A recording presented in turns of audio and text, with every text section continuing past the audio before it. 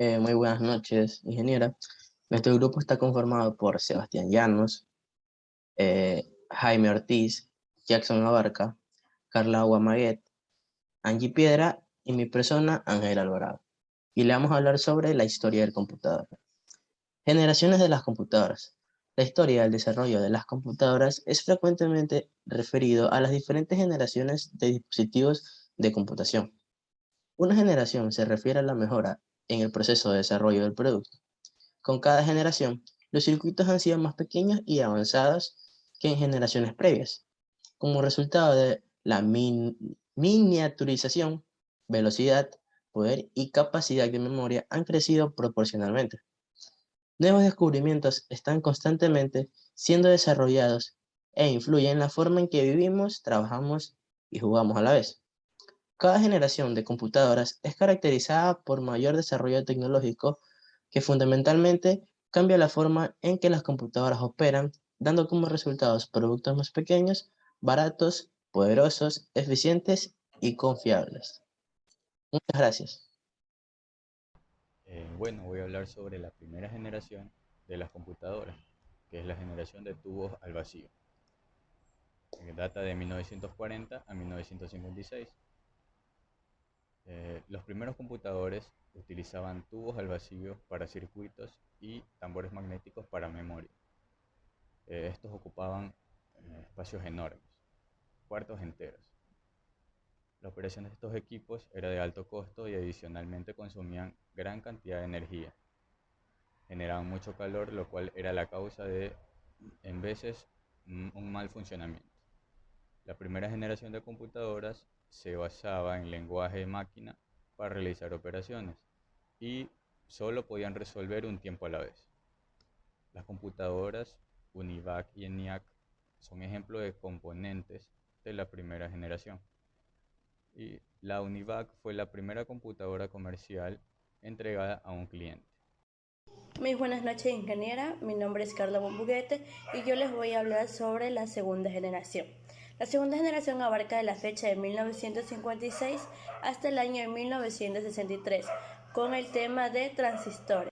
En la segunda generación, los transistores reemplazaron a los tubos de vacío. Un transistor es un dispositivo semiconductor en el cual abre o cierra el paso de un circuito. Un transistor es un dispositivo el cual está elaborado de un material semiconductor que permite amplificar la señal en esta abrir o cerrar un circuito. Fue inventado en el año 1947 en los laboratorios Bell. Los transistores se han convertido en la llave de todos los circuitos digitales, inclusive en las computadoras. Hoy en día, los procesadores contienen millones de transistores microscópicos. Ejemplos de esta época es el IBM 1401 y el Burroughs B200. El primer computador totalmente transistorizado fue el Tradit. Yo voy a hablar de la tercera generación entre 1964 y 1971. Se lo denominaron circuitos integrados. En la década del 60, el desarrollo de los circuitos integrados fue la marca de la tercera generación.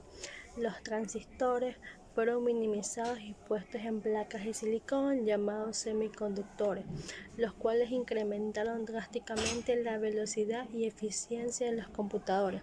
El Burroughs B2500 fue uno de los primeros y estos podían almacenar millones de números. Surgen conceptos como memoria virtual, multiprogramación y sistemas operacionales complejos. Ejemplos de esta época son el IBM 360 y el Burroughs B3500. El primer minicomputador comercial surgió en 1965, el PDP-5. Dependiendo de su configuración y accesorios, él podía ser adquirido por 18.000. Le siguió el PDP-8 de precio más competitivo. Siguiendo su camino, otras compañías lanzaron sus modelos, haciendo que a finales de la década ya existieran cerca de 100.000 computadores esparcidos por el mundo. En 1970, Intel introdujo en el mercado un nuevo tipo de circuito integrado, el microprocesador. El primero fue el 4004 de 4 bytes. A partir de ahí surgen los microcomputadores. El Osborne 1, fabricado en el año 1982. La caja del tipo maleta con un peso de 11. Cuarta generación, 1971 a 1982. Microcircuito integrado, el microprocesador. El proceso de la reducción de tamaño de los componentes llega a operar a escalas microscópicas. Las aplicaciones del microprocesador se han proyectado más allá de la computadora y se encuentran en múltiples aparatos, ya sea aparatos electrónicos, instrumentos médicos, automóviles, juguetes, etc. Memorias electrónicas. Se desechan las memorias internas de núcleos magnéticos de ferrita y se instalan memorias electrónicas que resultan más rápidas. Al comienzo presentan el inconveniente de mayor costo, pero este disminuye con la fabricación en serie. Sistema de tratamiento de bases de datos. El aumento cuantitativo de las bases de datos lleva a crear formas de gestión que faciliten las tareas de consulta y edición.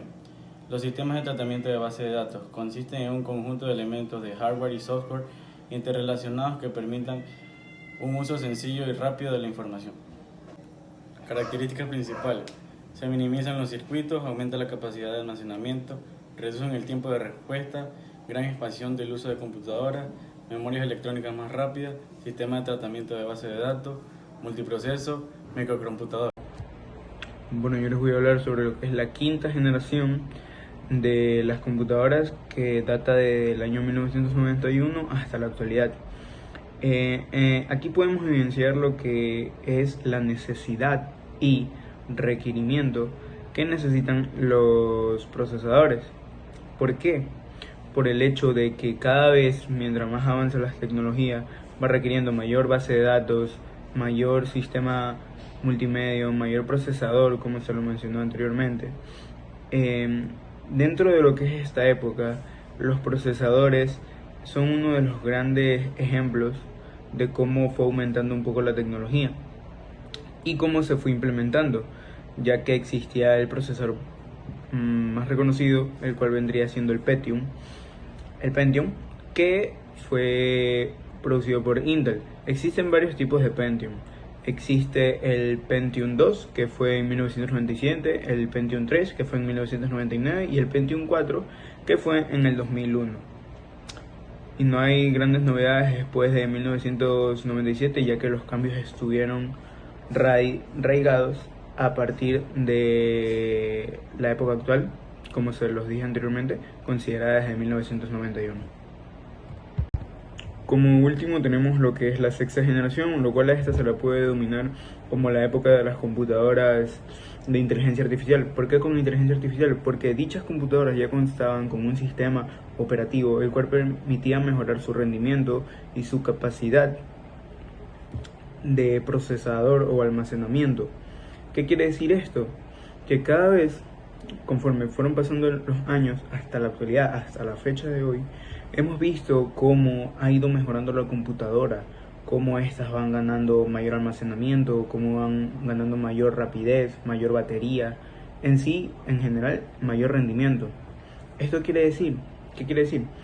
Que todo lo que ha pasado anteriormente con la computadora desde sus inicios, desde lo más básico hasta actual, ha valido la pena, por el hecho de que hoy en día la computadora es uno de los grandes recursos que necesitamos para poder trabajar y poder realizar la mayoría de nuestras actividades. Gracias.